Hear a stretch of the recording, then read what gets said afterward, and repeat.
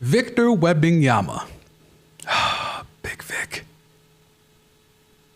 They want you to go out there and take it. They want you to take the mantle. Take it. LeBron's on his way out.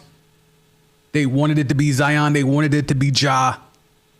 They thought it could be Wardell if he could hang on for a few more years. They thought maybe for a flash it could have been the Greek freak, the Nigerian freak, Giannis Antetokounmpo. They so badly need to pass that mantle to somebody. And you looked the part. You talked the part. The name flows. The pedigree, the acumen, the yoga, the monks, the nuns. It was all built for it to be Big Vic's time.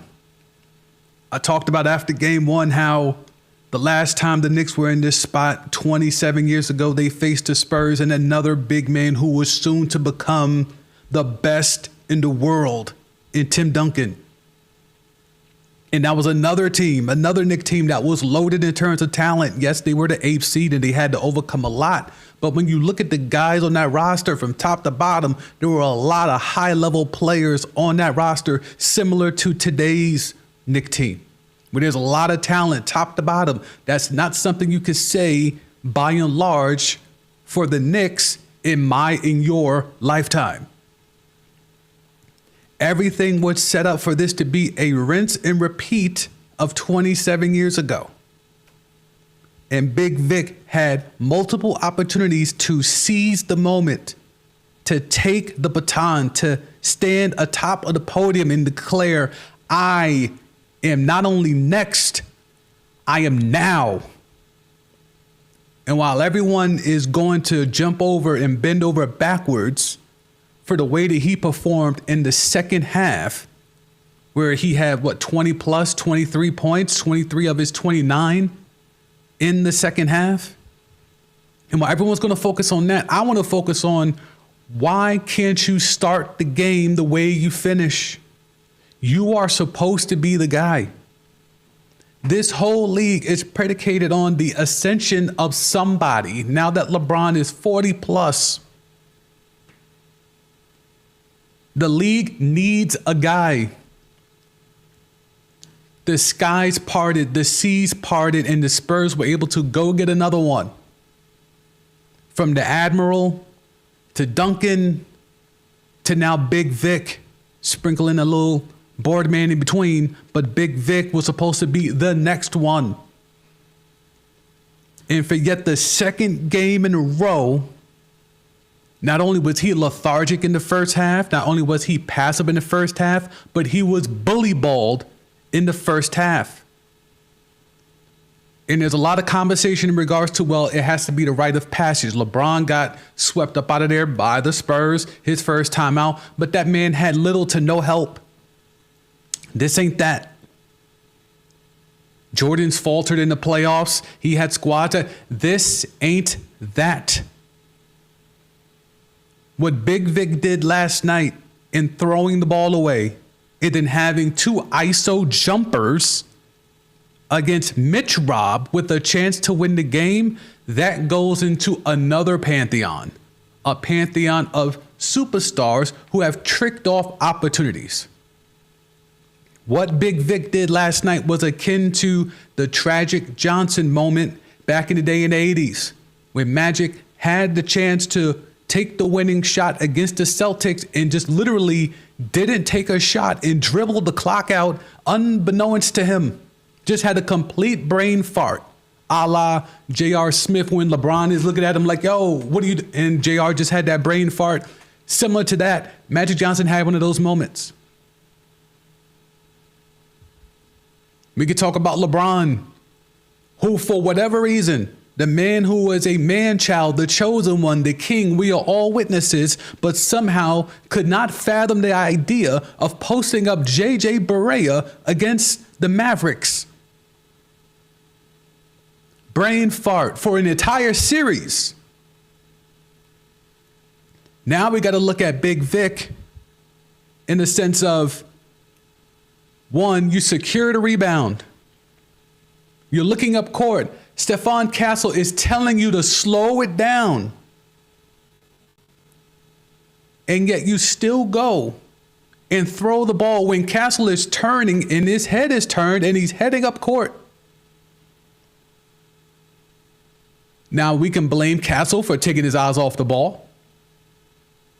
But the ball is in the hands of the most important player in the entire sport, and he throws the ball away. The fate of the league, I cannot oversell this enough. The fate of the league, as Wardell is cashing out and taking the China money,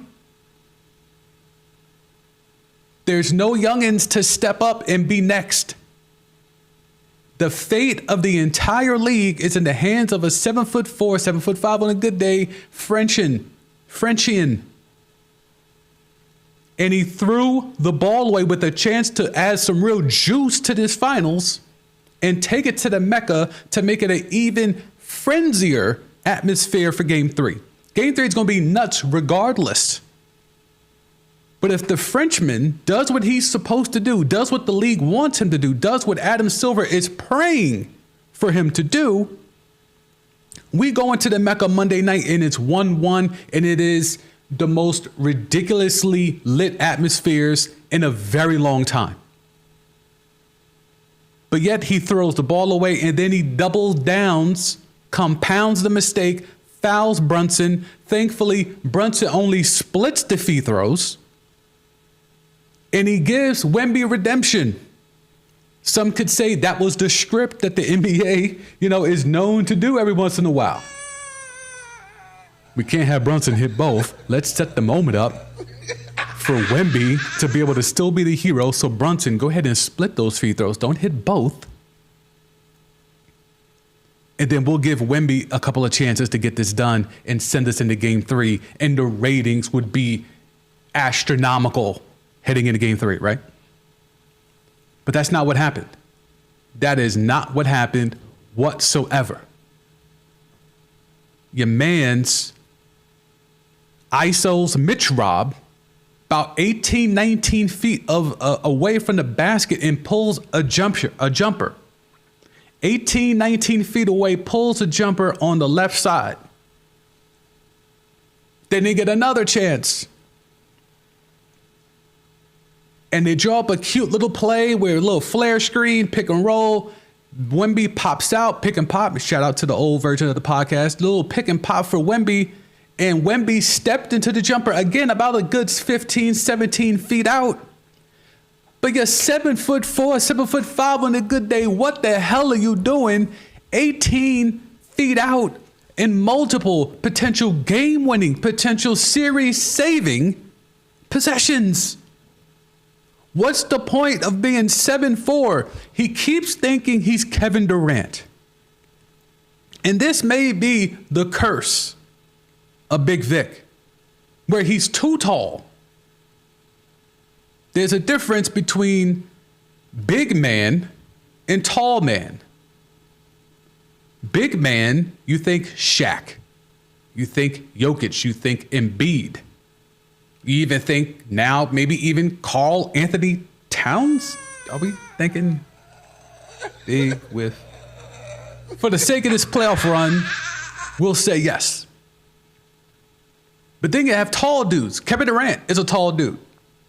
Rudy Gobert, tall dude. He's not a big man. He's a tall dude. Zubac, big man. Jared Allen, tall man.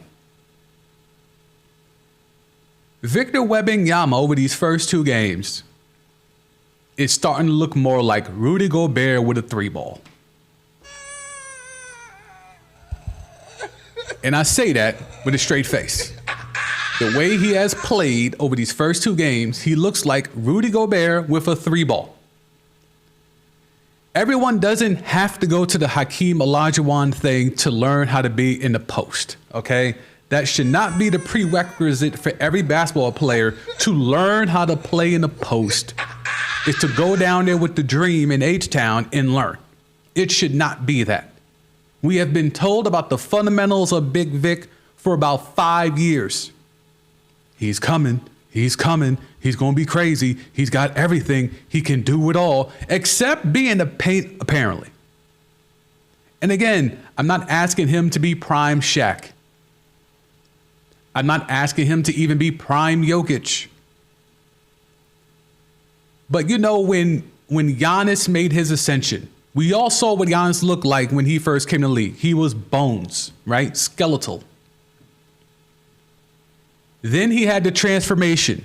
By hook or by crook, maybe just the fact that he was able to finally get 3 square meals every day, whatever way it came, whether it was anabolic, whether it was peptides, I don't know what it was, but for whatever way, Giannis went from being a beanpole to being jacked. If Big Vic doesn't get that type of transformation, I'm afraid of what the ceiling is actually going to be, because the ceiling is supposed to be through the roof. Unfortunately, if his body does not thicken up, if the muscles don't grow, if the creatine don't crea, it could be a slightly disappointing glass ceiling for Victor Wembanyama. And this could sound like hyperbole, but if you know me, and you know the type of content I do, you know I've been a little bit hesitant to just hand everything to Wemby. Let's just get the league is yours, Wemby, here. Now, Adam Silver should be doing that because he is financially a benefactor of such. But I've been always a little hesitant because Giannis was supposed to take over and dominate the league. What can stop Giannis? Who can stop Giannis? Well, apparently a lot of things. Everyone thought, oh, well, once Giannis figures it out, he's going to win the next 3, 4, 5 championships. Didn't happen. 1 chip. Jokic and his dominance. People are putting him into top 10 of all time conversations with that squad that they had. Just 1 chip. And the Spurs, I think, had an opportunity. And yes, we're using past tense already. The Spurs had a chance to be another one of those teams that sneaks in, grabs a Larry O.B. Because it's not guaranteed. You can't just guarantee that Victor Wembanyama is going to win a championship. You can't just guarantee me that. Because there were times when I was told Giannis is going to take over the league and win multiples. There was a time where they said Jokic is going to win multiples. There was a time when, well, no, Wardell actually was able to do it. But take Kevin Durant, who clearly has influenced Big Vic's game.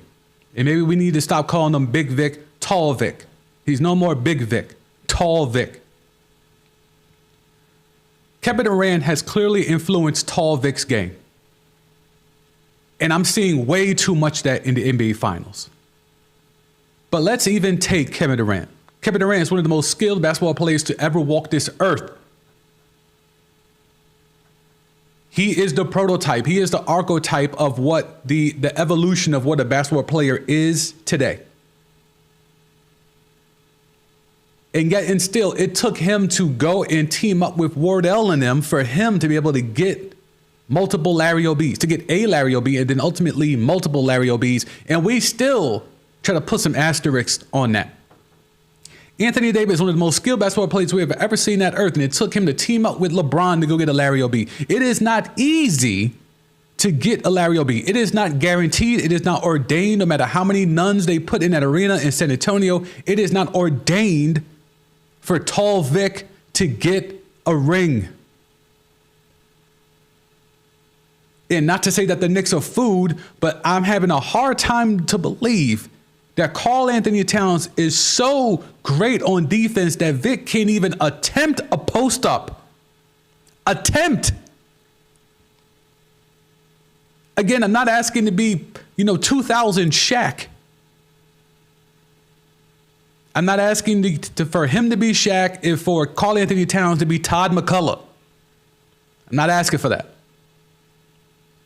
What I'm asking for is that in multiple possessions, you can't be the one taking jump shots 15, 16, 17, 18 feet away from the rim when you're the tallest man on the court.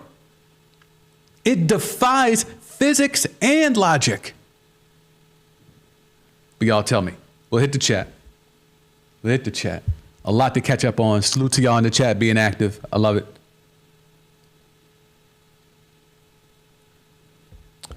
Patrick, Spurs youth finally showed up. Yeah, but again, I think they showed up even in the first half. In the first game.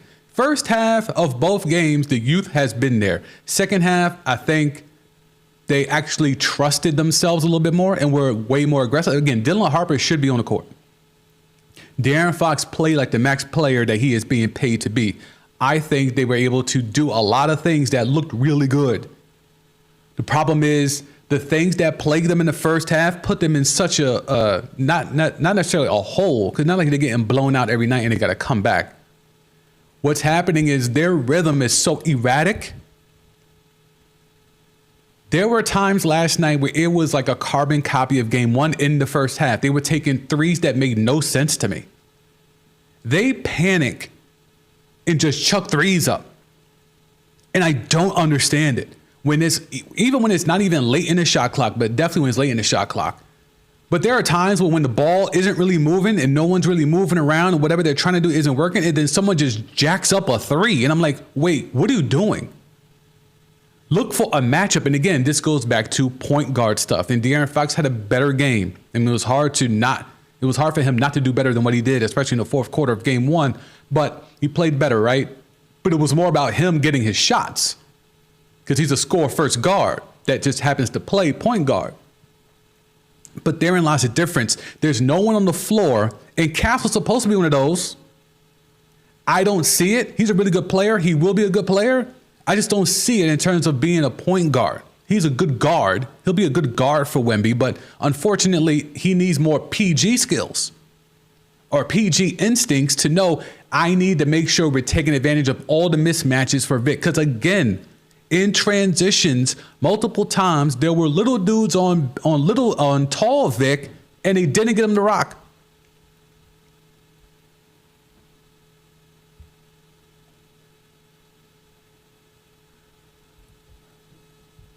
The offense was mad the last 2 minutes. No, the offense for both teams was bad. It was a lot of bad offense. Look, Jalen Brunson got his shots, and it was very funny to watch it in real time. Him get to that right elbow, which we talked about here after game one. I'm like, Jalen Brunson's all he's trying to do is get to that right elbow. And I'm sitting at work last night, and I'm like, Brunson's trying to get to the right elbow. When he hit that jumper over Wemby, I'm like, if I know thousands of miles away that Jalen Brunson is going to try to do anything he can to get to that right elbow to get a shot off, how come the Spurs don't? I don't understand it. Like, they're playing his offhand. Like, how much tape, how much film? Shit, just go back to game one. Like, he's trying to get to it. And I know he's shifty. He's got moves on moves. I get it. But you have to know he's trying to get to that right elbow. How do you? Greg, Spurs crumbled in big moments. Look, take it off Spurs. Let's keep it a buck. Tall Vic crumbled. Patrick, rest was cool until the Mitchell tech. There was a lot of. I was preparing for the Knicks tape narrative that the refs wanted the Spurs to tie the series up out because there were definitely some of those fouls on Cat were really ticky-tacky. The Mitchell tech to Patrick, to Patrick's point, that was definitely a spot where it should have been a double tech and not a single tech. So I was preparing myself for the narrative of, the refs were in on it. Adam Silver wants it. And now, again, maybe true. I mean, Adam Silver does want this series to go long, and he wants Vic to come out on top because that's what's best for business. But I was preparing myself for the narrative of, the refs stole one. The refs wanted to make sure that the series is tied up, yada, yada, yada. I was ready for it. Greg, Knicks offense stalled out bad, and they stopped moving the ball during the Spurs. Late Spurs, but found a way in the end to just do enough. I mean, ultimately, you have a closer. And right now the Spurs do not. Because their closer is supposed to also be their best player. And while the Knicks, I don't think Jalen Brunson's their best player. He's their most important player because of the system that they run, which is really no system. It's just give the ball to Jalen, get the hell out the way. But he's the most important part of that system. Their most important player is also their most clutch player in their closer.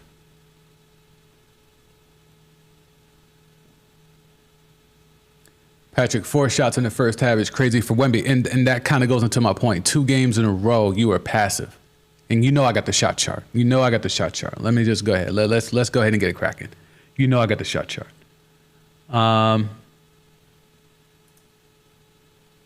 Shot chart for Big Vic. Excuse me, Tall Vic. I may even start calling him Lil Vic, but we'll be nice and call him Tall Vic. All right. So, looking at the shot chart, right? Let's zoom in. All right, looking at this shot chart. Now, this looks way better than game 1. This looks way better than game 1. You can see way more work in the paint, which is all we were asking for. Look, all this work in the paint for Big Vic. That's all we were asking for, right? Like all of this right here. Let's see where we at here. All of this is what we were asking for. That's all we were asking for, right? But we still got those threes. And that's, I get it. But this to me is where he gets into his Kevin Durant bag. And I'm like, dog, you're not KD. You are 4 inches on a good day, 3 inches, 4 inches on a good day, taller than Kevin Durant. And if we let Kevin Durant tell it, he's about 5, 6 inches on a good day, taller than Kevin Durant. But this shot chart makes a lot of sense. If this would have been game 1, I think the Spurs get game 1. If this would have been his shot chart, instead of that 2 for 9 from three-pointer disgusting shot chart that we saw in game 1, I think this series is 1-0 heading into last night for the Spurs. But again, if we go first quarter, 3 shots. So that means, yes, in a whole entire second quarter in the NBA Finals, your best player, the future face of the league, the future best player in the world, took 1 shot, and that 1 shot was a 3. The future best player in the world, the future face of the league, took 1 shot for an entire quarter of basketball in a, let's be real, an elimination game of sorts, a do or die game of sorts at the crib. No foul trouble, no injuries, a whole quarter of NBA basketball at the highest level, all the yoga, all the Buddhist monks, all the chess he played in Uptown Manhattan. An entire quarter of basketball, 1 shot. I don't know, man. You tell me. Tall Vic. Now he went crazy in the second half. But why does it take that? Why does it take his team being down, 14 with about 6 minutes to go in the fourth quarter for you to have to galvanize your guys? Why does it take all of that? Why did all of that have to happen for you to stand up and say, yo, wake up? And maybe you should be asking yourself that. Why does it take you to get into the second half for you to wake up? When you're supposed to be him, you're Himothy. And yet, 2 straight games, you are lethargic, passive. You look doldrum, you look lost. And even in the post game, you're telling people in the post game that it was all a blur. You see it here. Wemby on the last 3 possessions of the game, I'm still very blurry. And that's the whole problem. I need to have more poise, more control over the game. This is the future face of the league saying this. I'm still very blurry. I don't know what that means. Did you get hit in the face and you couldn't see? What was blurry? Is he trying to say it was all a blur? Is this the French English translation thing? Like, what was blurry? It was blurry when you try to pass the ball to Castle and you didn't realize he was already turning and facing upward up the court. It was blurry then. It was blurry when you had Mitch Rob on an ISO and all you did was pull a jumper. And then given a second chance, y'all just ran it back and did it again on the other side of the court. It was blurry then. What was blurry?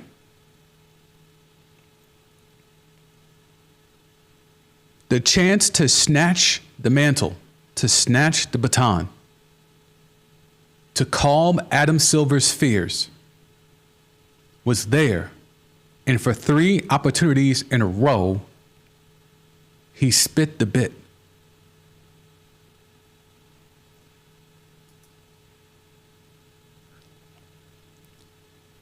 It is a fantastic comedy of errors, what we saw towards the end of that game last night. Both sides. Brunson splitting the pair of free throws. That could have been a storyline.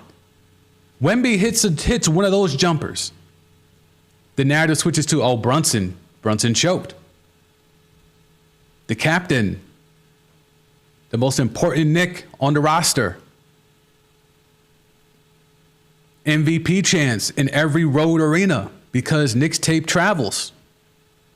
Splitting a pair of free throws, allowing Wemby to win the game. Like, whole narratives shifted last night. Entire reputations flipped because of what happened over those last 3 possessions last night. Tall Vic could have woken up this morning and realized his ascension. That could have been the switch turning on. Like, okay, I am him. I am him, Himothy. I am him.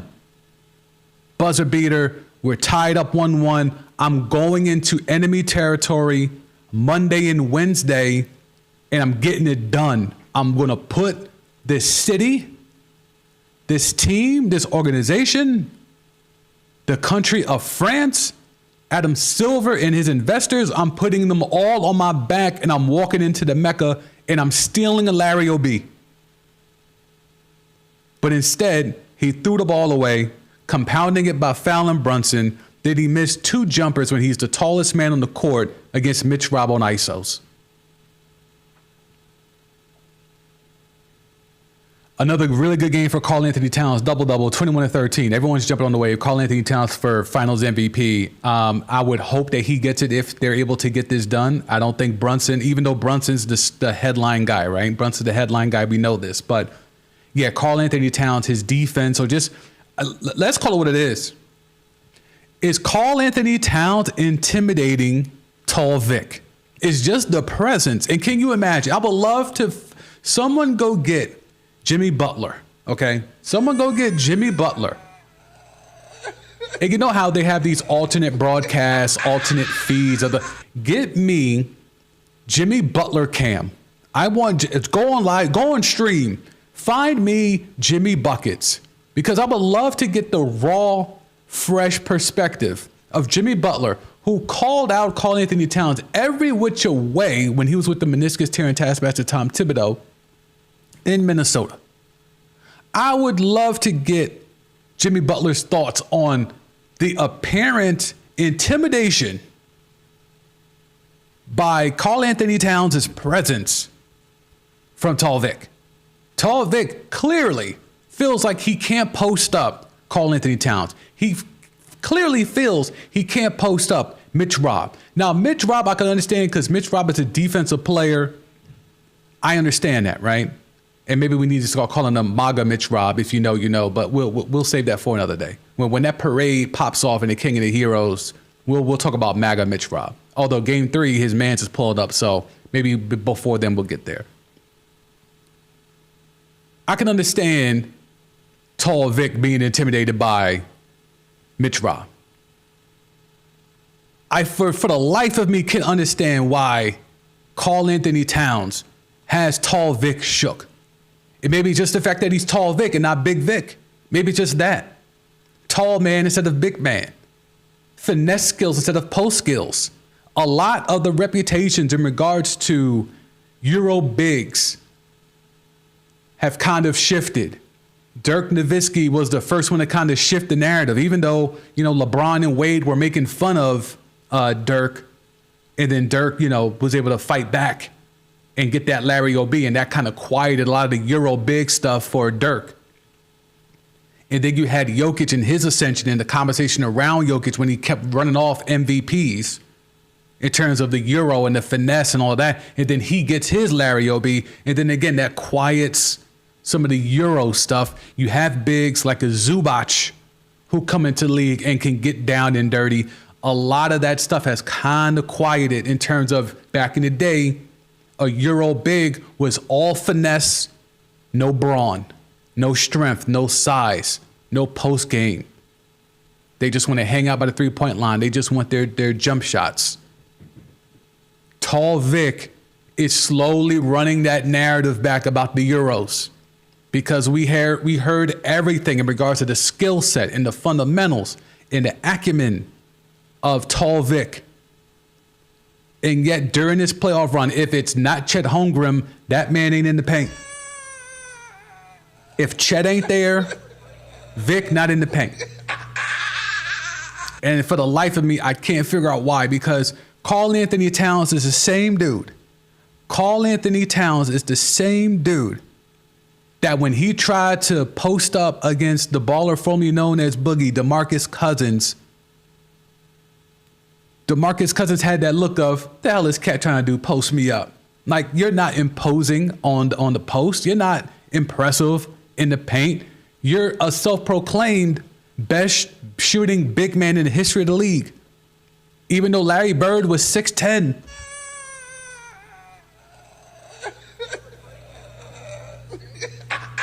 Be that as it may, Karl Anthony Towns is not imposing to anybody in the paint except somehow Tall Vic. How did we get here?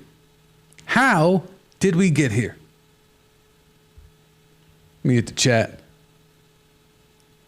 Oh, yeah. Long live Pick and Pop. The multi-nominated podcast, Black Sports Podcast of the Year, Pick and Pop Podcast. Salute. Long live it. Long live the DL2. If you know, you know.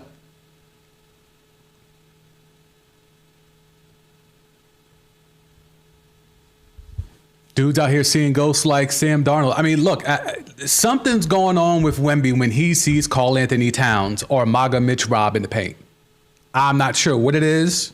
Maybe it is seeing ghosts. Tall Vic is seeing something. Hawks joining the chat.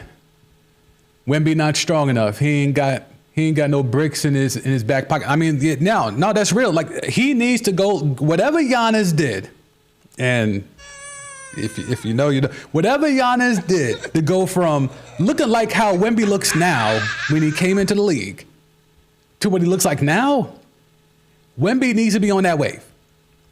And even though Wemby might have the body type of a Kevin Durant, of a Slim Reaper, we need to find something to put some muscle on him, because if he's going to stay this size, he'll never be a physical presence offensively.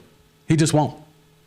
He just won't. Because Giannis's game was always the game he has right now. It just wasn't effective because he was too damn skinny. The brawn wasn't there. Then he added the brawn. And then he turned into the Nigerian freak. Then he turned into the MVP. Then he turned into a NBA champion. Tall Vic looks the part. Tall Vic speaks the part. Although I don't know what the hell the blurry stuff is. I don't know what the hell that is. I don't know what the hell that is when it comes to the all that stuff. But when it comes to what Vic is supposed to be, this is supposed to be the face of the league. This is supposed to be the next guy. We all can agree LeBron's on the way out. We can all agree Wardell, especially after cashing out with the China bag, opening up stores, he's cashed out. There's going to be a real issue here if Vic can't figure this out. Adam Silver is on high alert. As much as the story of the Knicks winning is great for business, that's a short-term play. The long-term play is we hand this league over to Tall Vic and we just watch how long the Frenchman can take it until the next guy presents himself. The Knicks winning is good for short-term business. 53 years without a championship, 27 years since they've been to the finals. It's a whole thing. The cachet of New York and the market and the celebs, all that stuff. It's good for short-term business if you're Adam Silver. Long-term, if Tall Vic doesn't find a way to turn into Big Vic, this league is in trouble. Because like I said in the open, it was supposed to be Zion. Then it was supposed to be Ja. Then they were willing to let it be Giannis. They were willing to let it be Jokic. But if it ain't any of them, then who's it going to be? It's supposed to be Victor Wembanyama. 3 chances, 4 chances. You get the rebound. Castle is telling you, and I'll come off screen. Castle is telling you, slow it down. You then start to head up court. Then whether it got blurry or you had a brain fart, whatever it is, the IQ that we were told you have, the acumen that we were told you have, you throw the ball to Castle, even though Castle clearly is heading up court and his head is turned away from you. You have the ball, you're looking up court. It ain't like he tried to throw a no-look pass to him and they both were on the same page. Castle is clearly turning the other way. And Tall Vic has the ball in his hands and he's looking up court and he's looking at Castle and still throws it. Then Brunson steals the ball and then you compound your earlier mistake by then fouling Brunson. You get the grace of the nuns. Brunson splits a pair. And then you get the ball on the left baseline on an ISO 18 feet away, right in front of the Knicks bench. That jumpers, that's the best you got. And it ain't like he sized them up and went into his dribble package. It was just a straight hold it, jab, jumper. It's like, that's it. Is that Coach Pop fought back from a stroke for this? Tim Duncan, who would rather be swimming in the Virgin Islands, flew over for this? Iceman Gervin, who's too busy suing Caleb Williams over the nickname Iceman, he left his lawyer's office for this?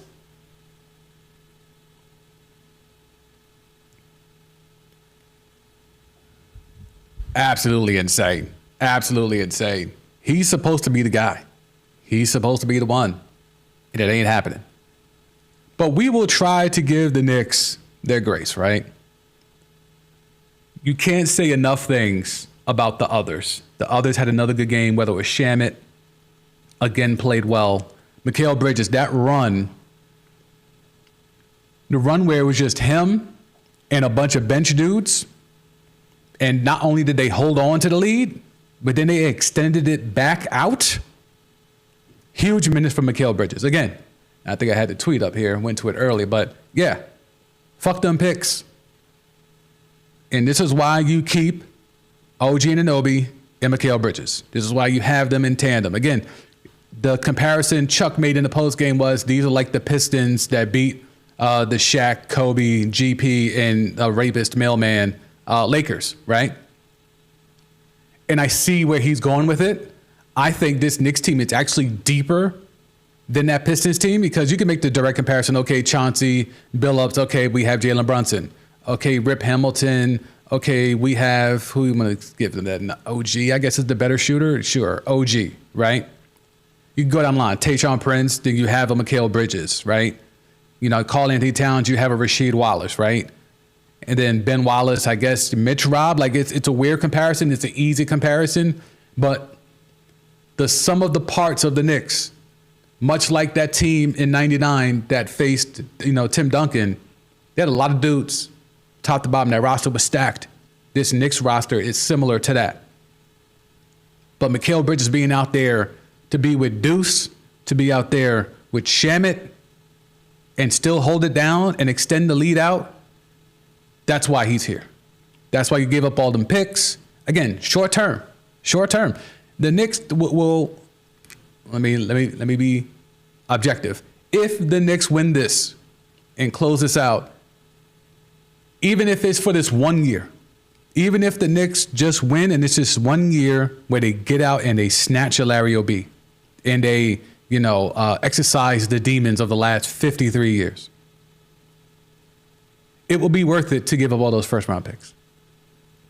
Even if it's short-term success, it will be worth it because there will be children. Children are going to be born with the understanding that the Knicks are champions, that the Knicks are not a losing franchise, that they're not a laughing stock, that are not a poverty franchise. That narrative gets all flipped with just one ring. Now, there will still be people like me holding it down, reminding you of those 53 years, right?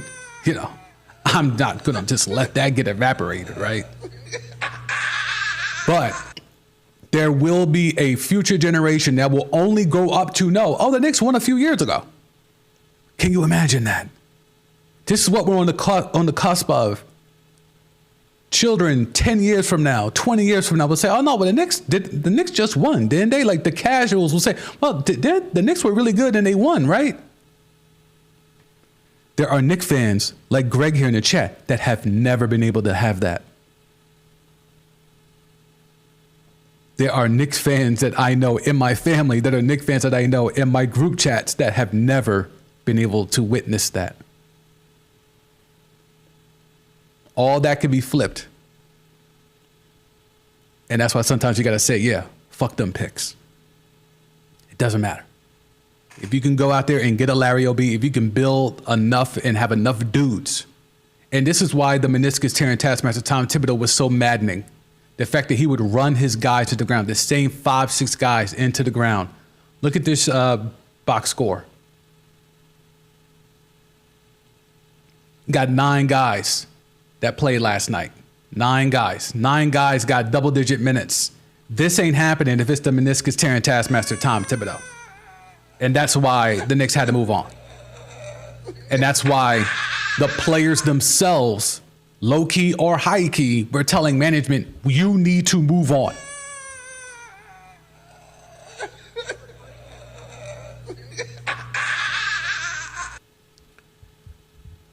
Hawks in the chat. Josh Hart does all the intangibles for the Knicks winning plays. Now, he's a glue guy. And again, every team has a glue guy. You need a glue guy. He plays his part. He doesn't play outside of his game, right? Is he a scorer? No. As you see here, 0 for 4, 0 for 2 from 3. Like, it was not a Josh Hart game. And that's the point of having so many dudes on this roster, is that you're not dependent on game 1, 15 rebounds, 4 steals and all that. You're not dependent on that every single night. Josh Hart could go out there and only play 18 minutes and be in foul trouble and only hit the glass and get you 6 boards and brick 2 threes and brick all 4 shots. And you can still win. If this was last year, Josh Hart would have been playing 30-something minutes. And you're not getting these Shamet minutes. You're not getting these McBride minutes. And that's why the meniscus tearing taskmaster should never be hired again in the sport of basketball. And yes, the sport of basketball, not just at the NBA level, in the sport of basketball.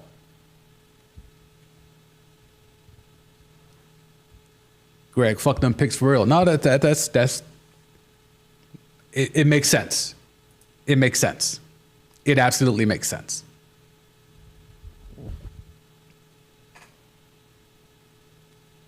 I think this series is, obviously, we'll know Monday. I think this series is over. I think this series is over. And it's unfortunate because a lot of stories could have been built off this series going very deep. you could have built up a lot of tension in terms of this series. But now, with this series potentially being over, you have a real opportunity for the Knicks could win. Now, let me be clear. Is it the 2-3-2 format, or did we go back to 2-2-1-1-1? If it's 2-3-2, we have an opportunity where the Knicks could win the championship at the crib. If the Knicks win the championship at the crib, there's not enough police. There's not enough National Guard. There's not enough ICE. There's not enough militianists. There's not enough January 6th ex-convicts that can control the streets of New York.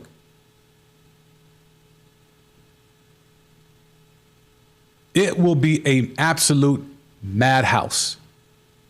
Like, the people in Philly were eating horse shit and tearing down light poles and things of this nature. I can't even begin to tell you what disaster awaits New York if the Knicks are able to pull this off at the crib. Mondani's not ready. He don't know. I mean, he might be out there. Like, he gonna be out there.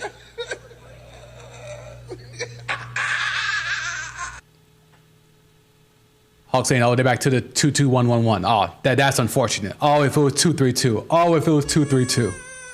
Oh, because I don't think the Spurs are getting swept. I wholeheartedly don't think the Spurs are getting swept. So I don't know if we're going to get that moment. But I also don't know if the Spurs can even push this to 6 the way it is right now.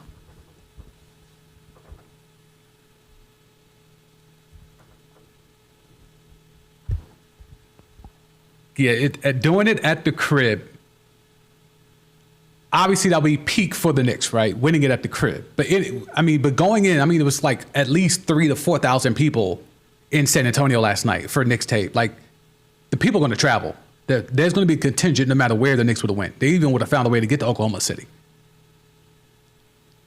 But for the most doomsday, Armageddon scenario, it would have been phenomenal to have the Knicks win the chip at the crib.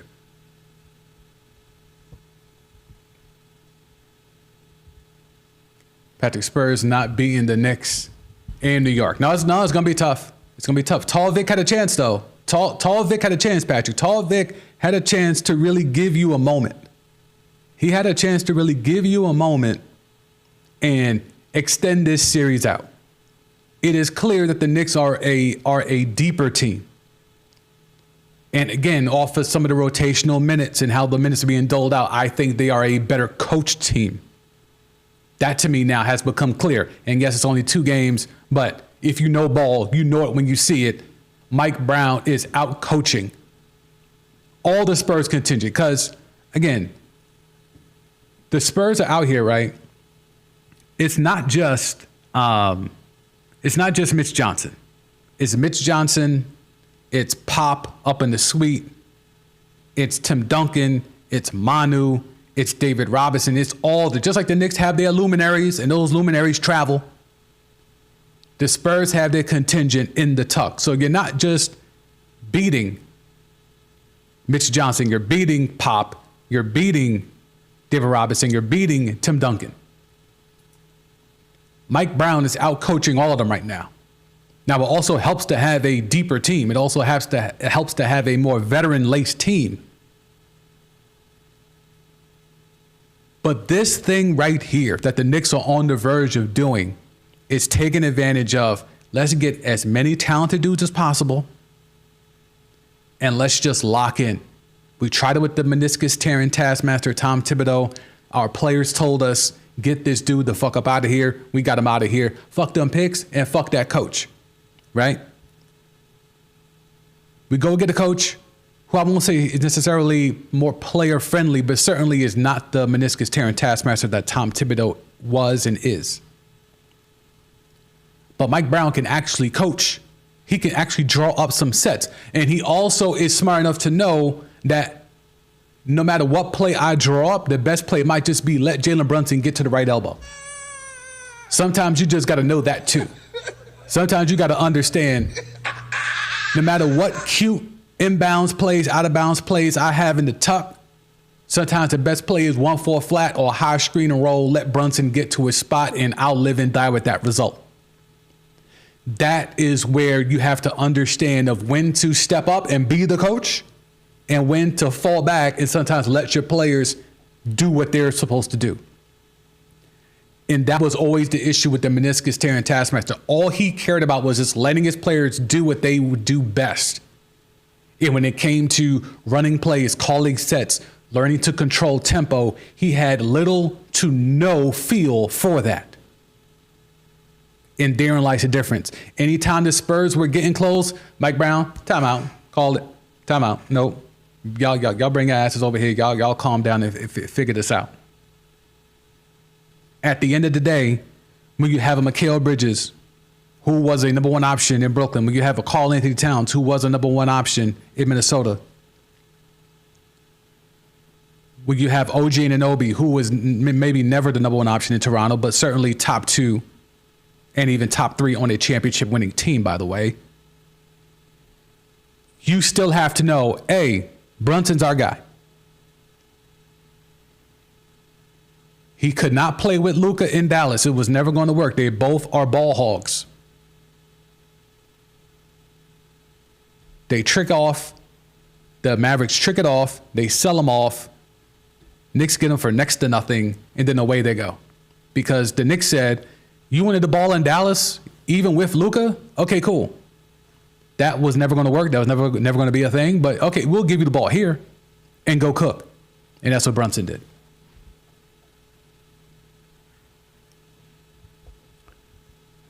Mike in the chat. Spurs, Stephon, and Harper landed crazy on their legs. They played off adrenaline. And I think, but that's what got them here. I think that's they have to play that helter-skelter style of basketball. That's, to me, that I think is when they're playing at their best. I wish they would do that even more. Like, I think that's where you separate in terms of tempo. We talked about after game 1 on this stream, tempo, pace, getting up and down. And then the Knicks slowed the game down in the second half of game 1. It made every single possession count. Every single possession was intensified and pressurized. You saw less of that last night. The Spurs were trying to get the up-tempo thing popping off. And then the Knicks played into that and started to play up-tempo as well. But because they have so many more talented more dudes than the Spurs, the Knicks could play either way. As vets, you can always be more poised in the grand scheme of things when it comes to half-court basketball, because the experience is your biggest teacher. And the Spurs don't have that. They have admitted along the way, hey, man, we're young. Why not us? Like, yeah, we're here ahead of time. But, yeah, why not? Like, yeah, that's cool. But then there's caveats to that. And I think the caveat we saw is in half court, their execution is give the ball to Wemby on the block. No, excuse me. Give the ball to Tall Vic on the baseline and let him figure it out. And the only thing he can figure out is just popping jumpers. But he's the tallest man on the court. Like, even if you can't, if Tall Vic has realized through 2 games, I can't dribble past Karl Anthony Towns or MAGA Mitch Rob. Okay, cool. There's other ways to get the ball. There's other ways to, like, the few times in transition where he was able to crash and dive and do all that stuff. Like, you could do that. There's plays that should be designed. Let me not assume. There are plays that should be designed to get the ball to Wemby outside of baseline 18 feet out, and let's hope the jumper goes in because he's so tall they can't block it. That shouldn't be the only prerequisite. Let's give the ball to Vic because even if it's a jumper, he's so damn tall, no one's going to alter his shot, and I like my chances of him picking and popping. That to me doesn't make sense. He's 7'4". Even if it's not a traditional post-up, putting the hand up, begging for the rock, even if it's not that, can I get him at the free throw line in at least? Free throw line and down? Does it have to be extended out 18, 19 feet in front of the Knicks bench? Can the high screen and roll involve a little bit more action than him and De'Aaron Fox? And then the way they slowly got into it, with under 10 seconds left, and the guys talked about it in the post game, but it's simple basketball. If you know, you know. Under 10 seconds to go, you want to try to give yourself as many opportunities to score the ball as possible. They inbound the ball. They do the little screen action, but it took long for them to set the screen up. They killed about 4 seconds to set the screen up, so that basically they wanted to be where the absolute last shot was Wemby's shot. And while I understand the logic of, well, we don't want to give the Knicks a chance, you're down. It doesn't matter. If you take the shot and you're quick, even if the Knicks get the rebound, you foul them, you're still going to have some time on the back end. It might not be a lot of time, but you still have some time on the back end. And we've seen some miraculous shots with only a couple seconds left. Hell, San Antonio knows all too well. Well, how many seconds was left on the clock when Derek Fisher hit that three in San Antonio? Or how many shots was on the clock when Sean Elliott, Spurs legend, Pistons legend, hit that tippy-toe three? Like, if any franchise should know, you have a chance with under 2 to 3 seconds. It should be them. But for them to do a slow developing screen and roll with under 10 seconds left, it was maddening to me. Like, why y'all taking so long?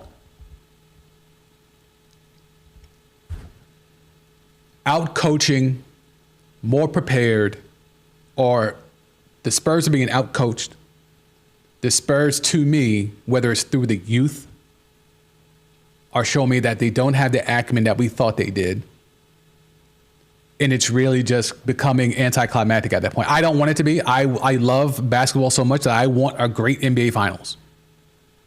But with what I am seeing in game one, lethargic, tricked it off in the second half, showed no fight, no bite.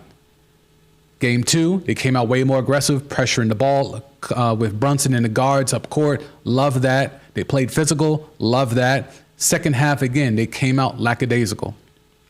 Their best player was lackadaisical in the first half and had to yell and scream at them with 6 minutes left in the game for them to get right to close the gap. You want to blame that on youth? Cool. To me, I blame that on those guys are not going to be the guys. The assumed ascension of Wemby, and I had this conversation at work even before the finals. I think it was during the Western Conference Finals. I was talking with a Knicks fan. And I was asking him, who do you want, Spurs or OKC or whatever? And he was like, I want the Spurs. I'm like, okay. He's like, yeah, but I'm worried about Castle. I'm like, why are you worried about Castle? He's like, oh, he's really good. I was like, yeah, he's good. I'm not down there. He's good. I was like, but you shouldn't be worried about Castle. Like, if you're concerned, if you were a Knicks fan heading into this series and your concern wasn't Tall Vic, but Stephon Castle, then you don't know ball. Because I don't think whoever Wemby's eventual sidekick or his second option, I don't think his second option is on this roster yet. And that's why I think the whole notion of the Spurs, ascending earlier than the league thought, I think it rings true, because this roster is not built to win a championship right now. They're built to be very good right now. They're built to be what you saw with, KD, Russie, in the Beard back in the day with OKC. They're built like that. They're on the way. Ibaka, although they're on the way. But like even that squad, they got in there, they got to the finals, and then they were outclassed in the finals, and then they were never able to get back. And it turns out that those three guys together were not the right group to win a Larry OB. And I'm under the impression that I see a lot of that in this Spurs team. I don't know if Victor Wembanyama's eventual second option, the guy that's going to help him get Larry O'B's, I don't know if that guy's on this roster yet. Dylan Harper looks really good. I like his game. He has the acumen. He looks the part. He certainly is the most aggressive out of all the youngins. Stephon Castle's really good. I just don't know if he's number 2 option on a champion good. And I think we have seen examples of that over these first couple games. So that was my inclination. I was like, I don't know if you should be worried about Stephon Castle, because if he's the second best player, then I don't think you need to worry about that. I think you're going to win a Larry O'B, because I don't think whoever Victor Wembanyama's eventual sidekick is going to be, I don't think that person exists on this roster yet.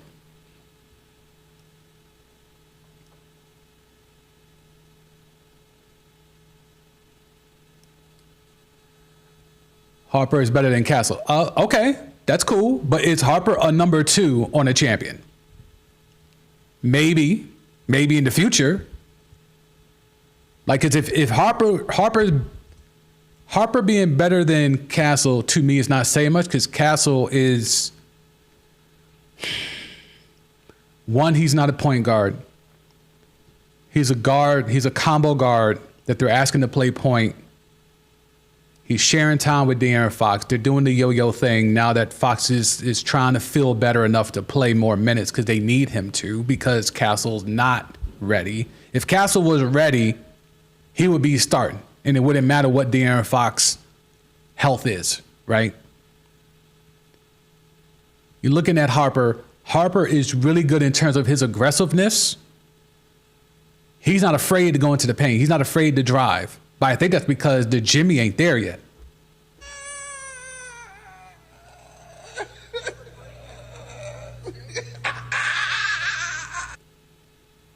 That's a nasty backcourt duo. I mean, look, on paper, if you're telling me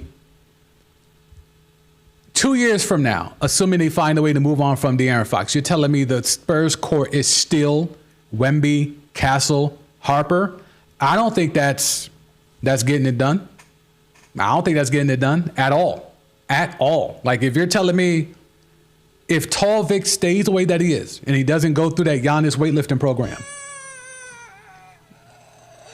and Castle keeps progressing and Harper keeps progressing, that ain't enough to me.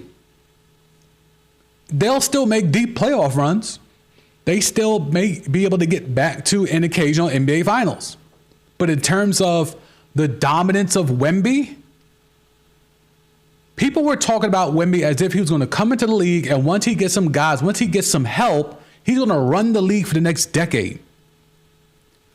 After what you have witnessed, and I know talking to casuals is a, and I'm assuming people that are on this stream, we know ball, right? But we also know that there's some casuals amongst us. The casuals will make you think, or the casuals were being led to believe that Wembanyama was going to come into the league, and the minute he gets some help, it was his league for as long as he wants it to be. After what you have witnessed over these first 2 games, now again, I know a lot of us watch ball and we know ball. So this is not our first time watching Wembanyama. This is our first time watching Wembanyama in a super high intensive stage. After what you have seen, do you think Wembanyama is going to be able to dominate the league for a decade plus, like we were being led to believe when we kept hearing about this 7'4" Frenchman that's going to come into the league and dominate the league? They told us Yao Ming was going to do that. Did Yao Ming even get to a conference finals? Peak Yao Ming, I think he might have gotten to the second round. And that might have been because of T-Mac instead of Yao Ming. Oh, wait, T-Mac was notorious for not getting out the first round, right? So Yao Ming was supposed to come over here and dominate. He was going to take the league over. Now, from a business perspective, he did. If you know, you know. But in regards to basketball-wise, and yes, he was hurt.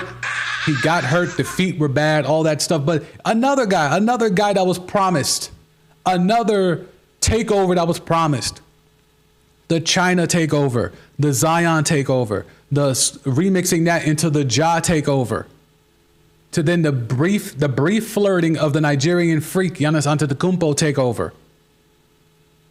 to now the Frenchman takeover.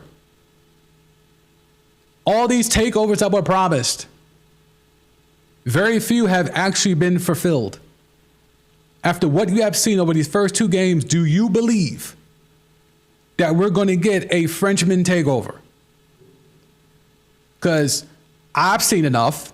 I don't think we are. He's going to be very good for a very long time. I don't know if the baton is ever going to be officially handed to him and he has it and takes it and runs with it. I don't see it.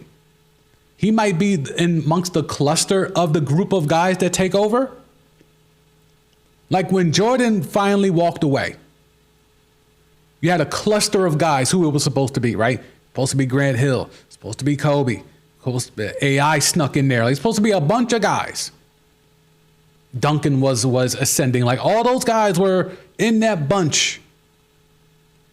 It eventually turned into a microcosm of just everyone took a turn. Grant Hill had a brief turn, then he got hurt. Tim Duncan it wasn't sexy enough as a big man, as someone playing in San Antonio, but his dominance made us respect it. Kobe had the flash, and then him and Shaq, they finally started winning. Then that kind of just became the thing. AI snuck in there for that 1 year MVP, get to the finals, even win a game, step over Ty Lue. It was all pop. Check 1 2, check 1 2. Are we back?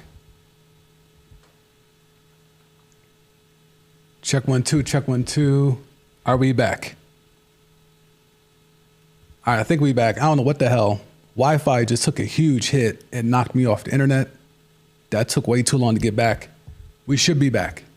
All right, I'm checking everything. We look to be up and running. Check 1 2, check 1 2. Y'all got me? I don't know what the hell happened there. That was crazy. Let's see. We good, we good, we good. All right, pulling up chats. All right, cool. Cool. All right. Wi-Fi. Okay. Don't know what the hell happened there. So we were cooking too. Shit. Anywho, let me make sure we're back there. All right. Apologies for that. So let me hit the chat so we can kind of regroup a little bit. So I'm going to read this from my iPad because that shut down too. Pull this back up. I would argue it's harder to win today than it used to be. Well, look, the league is deeper. Players are bigger, stronger, faster, more fundamentally sound. Players are playing at more competitive levels of basketball at earlier ages. So yes, it is more difficult to win today. So Giannis only getting 1 ring.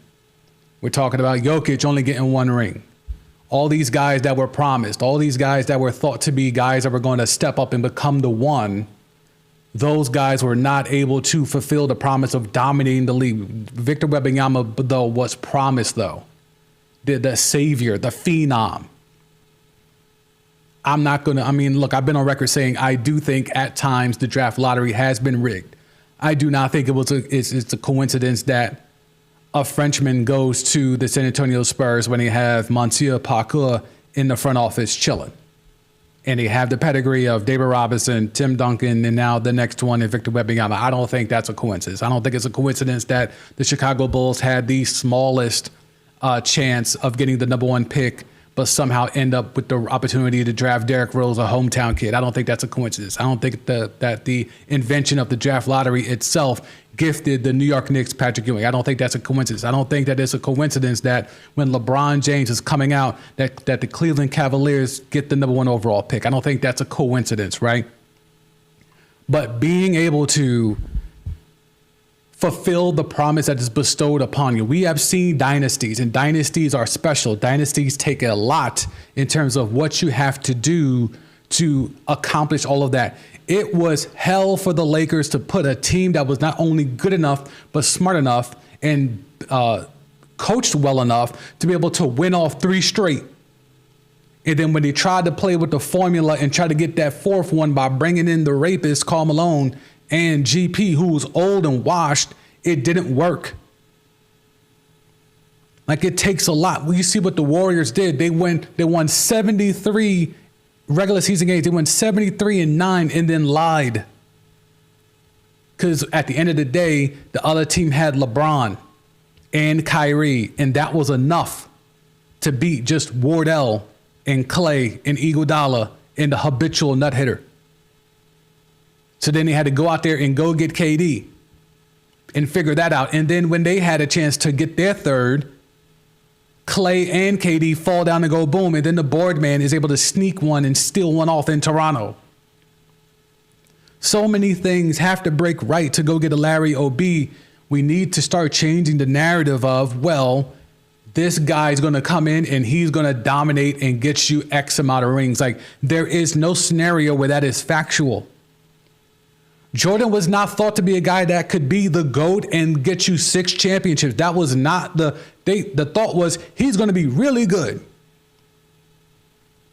No one was saying this guy's going to be the greatest player of all time.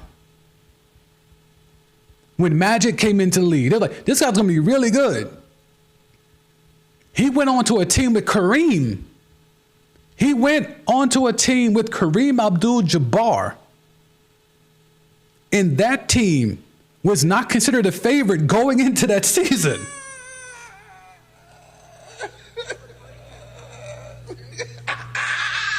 So, like, the notion of this thing is promised. Yao Ming's going to come over from China and dominate the league. Didn't happen. Zion Williamson is going to take over the league and dominate. LeBron's going to pass him the torch. Didn't happen. Oh, well, maybe it's Ja. Maybe Ja's going to be. No, we learn quick, fast, in a hurry. Didn't happen. Oh, well, this Giannis thing, the story, they did sitcoms and biopics around Giannis. They squeezed every ounce of that story that they could, hoping that, all right, it's not going to be Zion. It's not going to be Ja. Wardell's old. LeBron's getting old. Maybe it's the Nigerian freak. No. Okay, maybe this Jokic thing, but he don't give a fuck about ball. He'd rather be at the crib. Jokic is probably having the time of his life right now that he's not playing basketball. So it can't be him. Who is it going to be? KD is too much of a mercurial human being. It can't be him. Who is it going to be? Well, we need it to be Vic. We need it to be Big Vic. And that is where everything goes wrong, because I don't think Victor Wembanyama is going to be that guy. He's going to be very good for a long time. You can't be that skilled and that tall and not be that. But there's some Jared Allen in him. There's some Rudy Gobert in him. It's apparent to me after a couple of games, watching him in this most intensely pressurized situation. There is something there that appears to be lacking for Big Vic. Excuse me, Tall Vic. From here on out, Tall Vic. All right. I still don't know what the hell happened there with the Wi-Fi. Not happy about that. All right. So y'all tell me, going into game 3. And I appreciate y'all for pulling up on a Saturday. I appreciate those that are still here in the chat. If you haven't hit the like button, I would be very grateful and appreciative if you do that for all the YouTube algorithm stuff. If you have not subscribed to this channel, I'd appreciate it if you would do that as well. I do this after every NBA Finals game, whether it's right after the game, if I'm not working, or if I'm working. We do it like today. I was working last night, could not stream. So first thing in the morning, get it cracking, And oh yeah, did I lose my upper? Yep, lost my upper. Hang on. Try to give you some production value, get you some graphics in there. So I would love to hear from you. What do the Spurs need to do to make this a series?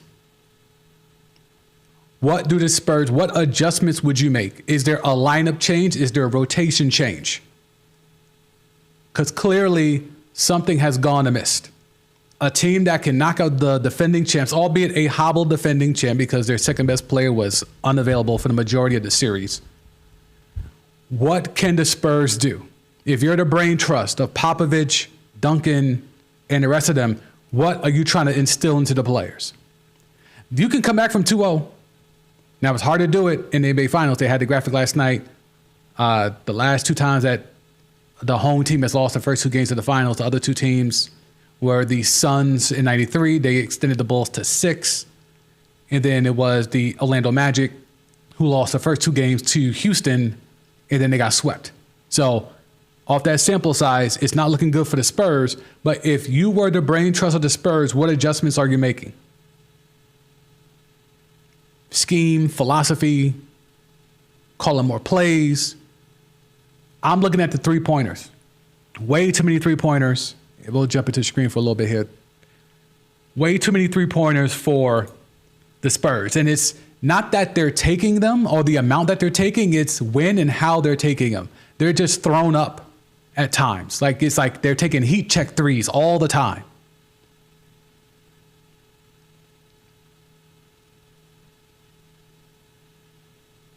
(11 of 29, 38%. So that's above league average, right?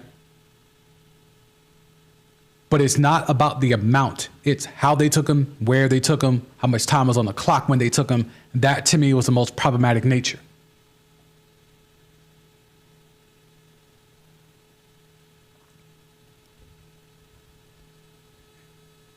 You think this series is over? Yes, I do think the series is over.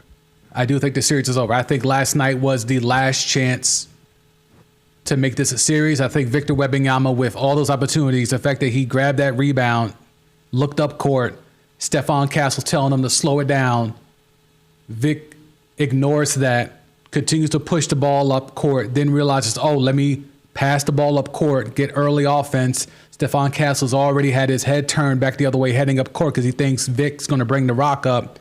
That, to me, is a problem. Then Brunson steals that errant pass from Victor Wembanyama, and then he compounds it by fouling Jalen Brunson. He gets the grace of the nuns that Brunson only splits a pair of free throws instead of knocking down both.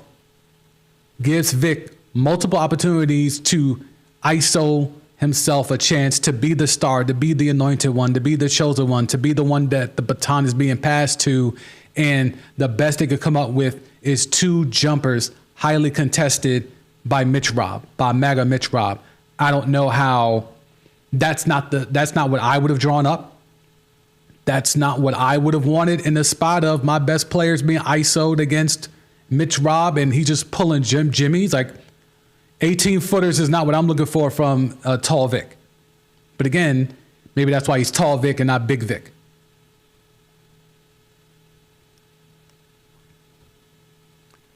I have a weird feeling the Spurs could win the next 2, especially game 3. Well, I certainly hope so. Like, I want this to be a series. I love basketball. I want this to be a series. Like, I want this to be at least a 6-game series. I don't do the whole prediction stuff, but I was like, I don't think either one of these teams could get the other team out of here in like 4 or 5, but shit, I mean, we could be on the brink. We most certainly could be on the brink. Right? So I don't know. I don't know what you want from the Spurs right now. Harrison Barnes did not play a lot. That was probably by design, even though I think he had a really good game 1. He was one of the few guys that I think was not the lights were not too bright for him.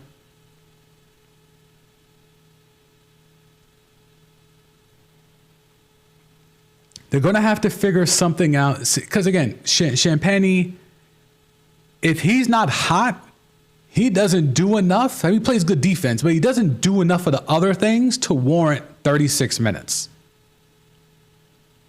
But then, who are you going to? Because Keldon Johnson, again, I said it in game 1, the lights were too bright for sure for him. And he didn't get a lot of run. But he got a little bit more run in game 2, and he hit he didn't hit a 3, but he hit a tough bucket. He started chirping like he was trying to get himself going, trying to get himself like he was trying to turn up. That shit didn't work. If you're the Spurs, you have to lean on the fact that, all right, we got a good De'Aaron Fox game. But again, a good De'Aaron Fox game is 20-5. We got a good tall Vic game, 29-9. And I think 22 or 23 of which was in the second half. But again, when we start looking at these shot charts, where's the shot chart? We go to the shot chart. Let's look at the Jalen Brunson one from game 1. That shot chart. Let's get there. Jalen Brunson, boom. This was the Jalen Brunson shot chart in game 1. All right. So let's go there, and now let's go to game 2, Jalen Brunson's shot chart, to see if he was still able to get to his spots. We know he was able to get to his spot late, which is always that right elbow, which is what we talked about on this stream in game 1. All right, so is there any difference? Game 1, certainly a lot more green than red because he made more, right? So besides that, but in terms of what you're seeing on the screen, this is game 1. This is game 2. He was in the paint from the same POV, in the same paint, just like game 1. In that paint, getting to the rim, getting to his spots. And you see the buckets here, right elbow. This is all right elbow, middle end, right elbow. Even the threes, right? He's trying to get to the right side of the court. If you haven't figured anything out, he's trying to get to the right side of the court. Where does Jalen Brunson want the ball? He wants the ball on the right side of the floor. Where does Jalen Brunson want the ball? He wants the ball on the right side of the floor. Okay? So it is maddening to me to see, and this is that last bucket late. No, wait, is it this one? Yeah, this one. Sorry, I thought it was this one. It wasn't this one, it was this one. He wants the ball here. Whenever he wants it here. Right? Shot after shot, fourth quarter. It's literally the same spot. This is the spot from game 1. This is the spot from game 2. It's the same spot. Where does Jalen Brunson want the ball when the clock is running down and the Knicks need him to get a bucket? Where is he going? He's going right here. Because he's done it now 2 games in a row. Why don't the Spurs know this? If I could sit here on a stream and tell you that, why don't the Spurs and Popovich, the Spurs and Duncan, the Spurs and Robinson, the Spurs and Ginobili, the Spurs and Parker, and all the brain trust, why don't they know this?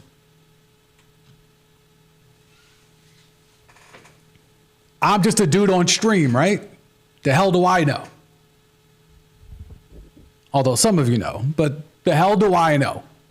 Just a dude with a mic and a camera and some equipment trying to stream. Looking at a website, breaking down a shot chart. What the hell do I know?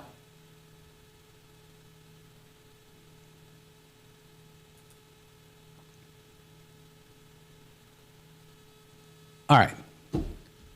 It is a Saturday. This has been a really good stream. I appreciate all of y'all for pulling up. But on the way out, game 3, what are you looking forward to? Obviously, the atmosphere of the Mecca is going to be crazy. A lot of eyes are going to be on the Mecca Monday night, 8:30. I should be able to stream after. I will not be home, but I will be on the road. But I will be bringing my equipment with me, so I should be able to stream after the game. If not, then Tuesday morning you'll get a stream. So if you haven't subscribed already, go ahead and do that. I see the numbers are growing on this side, and that's cool. That's very, very cool to see. So if you haven't joined the community, go ahead and do that by subscribing to the channel. Hit the like button if you haven't already. But game 3, what are you looking forward to? What are you looking forward to? Because I'm a little bit disappointed that it looks like it's already over. I'm of the impression that it's already over. But I'm going to give them the benefit of the doubt that I'm going to give the Spurs the benefit of the doubt that they can get at least one of the next 2. Then all eyes will be on game 5. If the brooms are broken out at the Mecca, I'm going way more in on tall Vic than I did today. If you think I went in on Vic today, let him get swept. Let him get swept. You think I'm calling him Rudy Gobert with a 3-ball now? Let him get swept. You think I'm calling him Jared Allen with a 3-ball now? Let him get swept.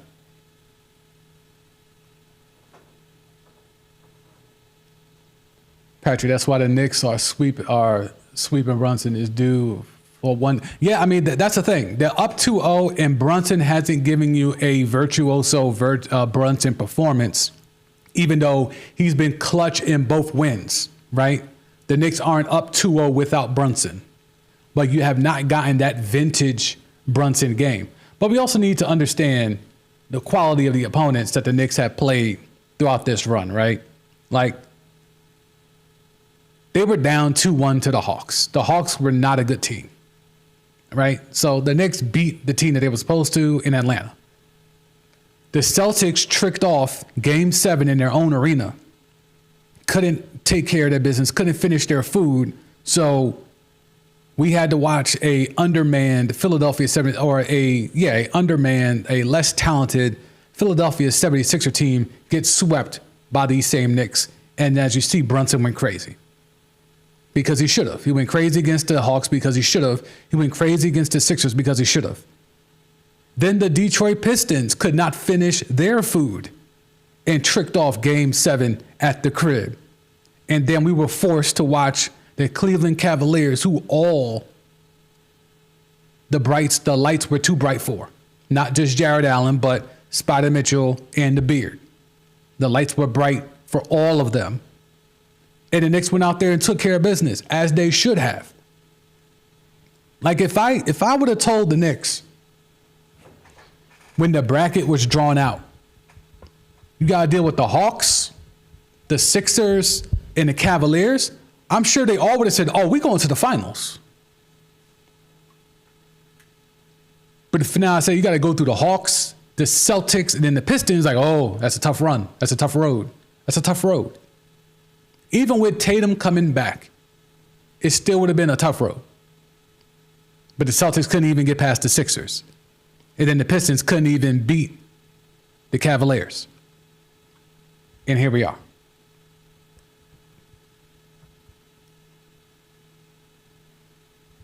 Patrick, the Knicks have figured out the Spurs now. That's why it's over.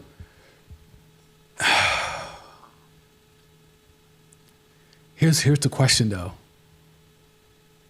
What have they figured out?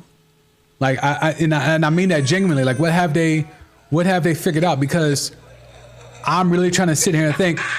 I don't think schematically they're doing anything crazy. I don't think the Knicks are doing anything from a scheme standpoint, from a game plan standpoint, I think they're just a deeper, better team.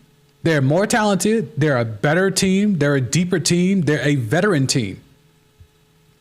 You know, when I repurposed this after Game 1 for the podcast, I said, yeah, vets take out the youngins. I think that's going to be, unfortunately, the model for this series. I think that's going to be the main point. The summary of this thing is the Knicks have Karl-Anthony Towns. And even though we have made fun of him over the years, and deservedly so, even though he has been openly criticized, deservedly so over the years, this version of Karl-Anthony Towns is better than this version of Tall Vic. And that's not something a lot of us saw, not only coming into the season, but damn sure not into this NBA Finals. We thought they would go toe-to-toe. Like, all right, Cat gonna get his and Tall Vic gonna get his. But no, it's been Cat getting his and Vic at times trying to get his. And that's where I didn't see that coming.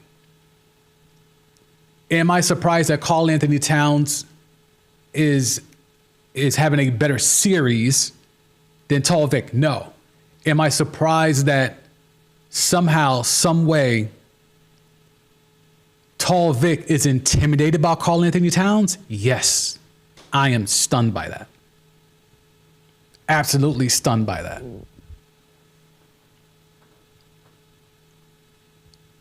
All right. So, is this series over? Yes or no? For those at about 15 of y'all in here, from what I could see. 1, hit that like button. Appreciative.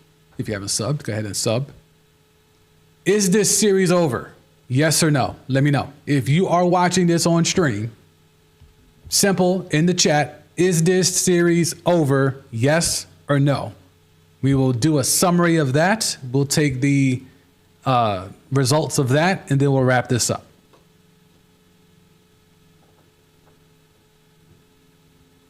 Patrick, stopping the Spurs from getting a fast first quarter, Champagne. Okay, so I see that, right? So I think they made a concerted effort to close out harder. and not letting the guys get threes and bunches, but they still kind of did. Like, that's the weird thing about it. Like, as I was watching the game, I was like, this feels a lot like game one. Guys on the Spurs were getting shots off. They were getting confident. They were whatever, at least in the first quarter. Then the second quarter happened to where Tall Vic only took one shot the entire quarter.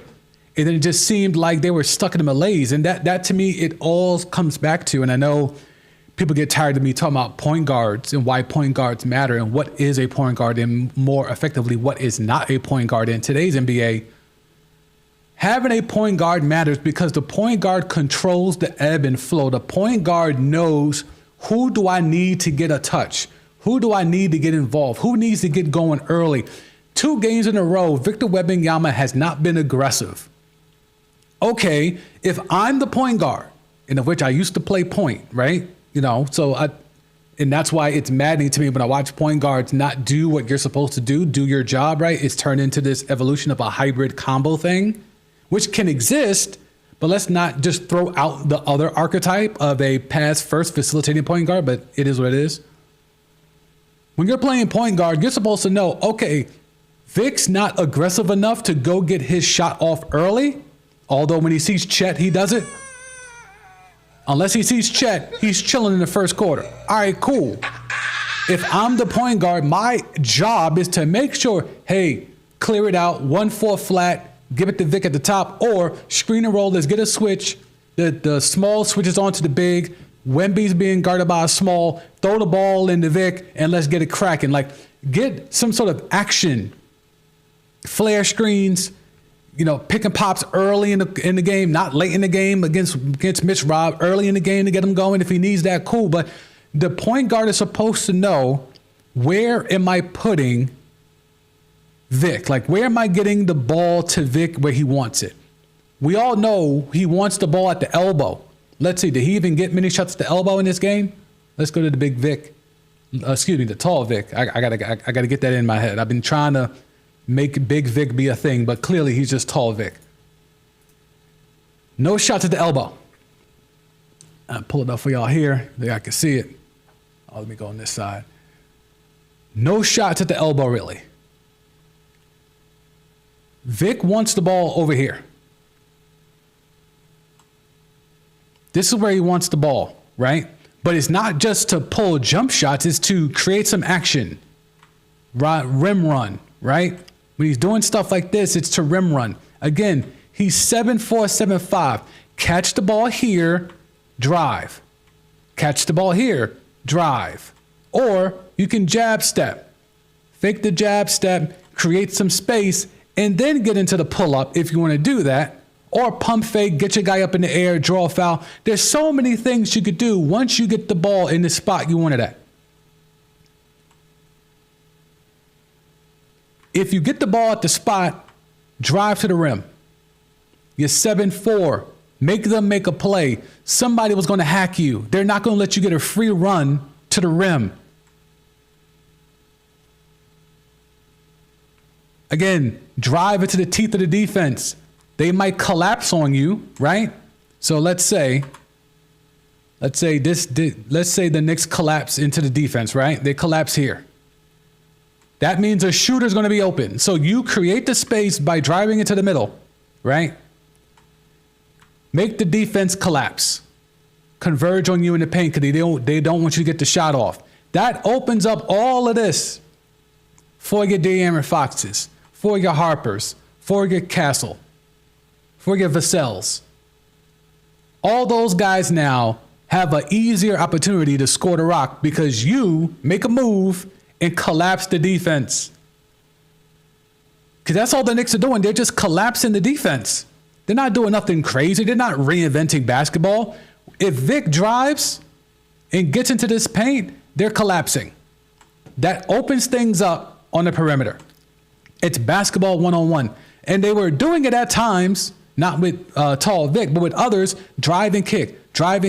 What was any different in the biggest spot of the game when you catch the ball and you got Mitch Rob in front of you and you could go baseline or you could go middle and try to collapse the defense. So you could go baseline and try to get a shot at the rim and get fouled probably in the process.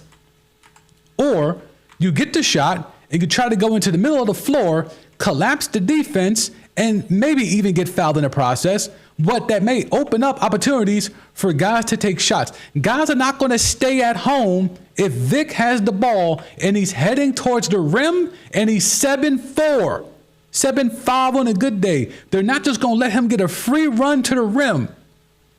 The defense is going to collapse, which opens up opportunities out here for the others.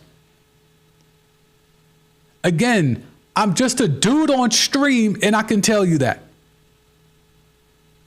Why don't the Spurs know that?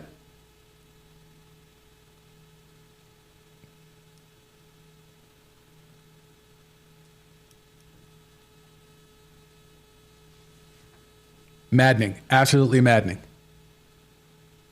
Patrick, like you said, the Knicks just have a better team. A better team and a deeper team. And a veteran team. The vet stuff matters as much. The OKC thing, let's be real. As much as we assume the OKC is going to be good enough to keep going back and Presti has amassed so many future lottery picks that we just assume that OKC is going to be able to get back and win more championships. That might be a one-year thing. Because OKC, even with Jalen Williams being hurt and missing most of the series, I could argue they still had a better team. But because Chet is intimidated by Vic, much like Vic is intimidated by Cat and Mitch Rob, that nulligates a huge factor. If your third option now has to be your second option because your second option is hurt, so it's Shea and now Chet as the 1-2. We saw what that looked like because before the ascension of Jalen Williams, Chet was the number 2, and OKC was not no threat like that. They were good, but with Chet as a number 2, they weren't champion level good. They needed Jalen Williams to take that next step and surpass Chet as the 2 and move Chet to the 3. That's when the whole OKC thing became, oh my God, they're really good. But now when your number 3 can't beat the other team's number 1, so much so that he forgets how to be aggressive, forgets his poise, things were blurry for Chet Holmgren in the last year. Just like, Big Vic's out here saying things are blurry for him. Things were blurry for Chet in the Western Conference Finals because he saw tall Vic. So much like that was a thing, your number 3 option now is being forced into being the number 2 option because your number 2 is down. Your number 1 option still gets his and does what he does. He's a combo guard. He's an MVP, back-to-back MVP. He's him.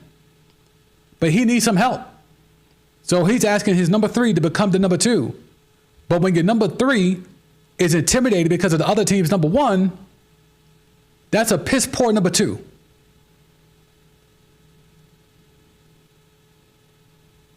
So we're looking at a scenario right now where the Spurs number 1 is intimidated by the Knicks number 2. Which allows the number 1 for the Knicks to just go off and do whatever he wants. And the Spurs number 2 is, you got it, whoever, I don't know. I don't know who the Spurs number 2 is. I have no idea who the Spurs number 2 is. Which is why I was saying earlier, I don't know if the number 2 that's going to get Tall Vic a championship is on this roster yet. I don't know. Maybe it's Harper in a couple of years once he gets better. I don't know. But as of right now, I don't know if that guy's on this roster. So that's the game within the game type stuff.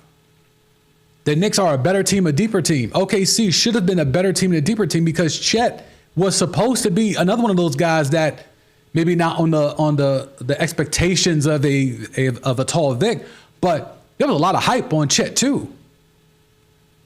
And it hasn't really come to be.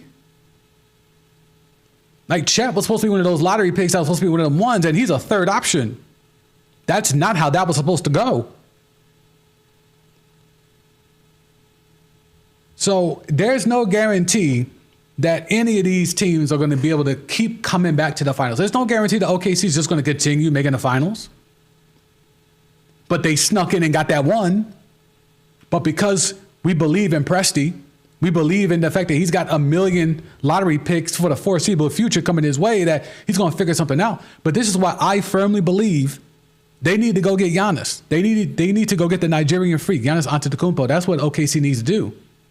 If I can package some of those future lottery picks with Chet and go get Giannis, I would do that in a heartbeat if I'm Sam Presti. And there's a lot of notion that, oh, he would never do that because that goes against his MO, that goes against his whatever. I'm like, dog, he had PG and flipped him for a shitload of picks in SGA. Did we forget that already? On paper, that didn't look like a steal. But now it does. If I could take Chet, who at best is a third option, and I could package that with some of those, future lottery picks or swaps, pick swaps, all of that, and go get Giannis. And then I could have SGA, Jalen Williams, and Giannis. Why wouldn't I do that? Anyway, I will wrap this up. It is a Saturday. Go outside and touch some grass. I appreciate y'all for being here. I go by the name of The Sam D. This has been Timeline T. On the video side, on the audio side, this has been the Sam D podcast. If you have not tapped in already, hit the subscribe button, hit the like button on the way out. If you're watching this on the replay, I'll be active in the comment section for a little bit after this video gets posted and all that stuff. If you want to tap in over there, I'll be active over there.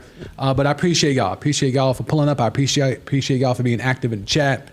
We'll be here after game 3, either right after the game or that next morning on that Tuesday. So I will see you then. I go by the name of The Sam D. I appreciate every single one of y'all. Y'all have a good one.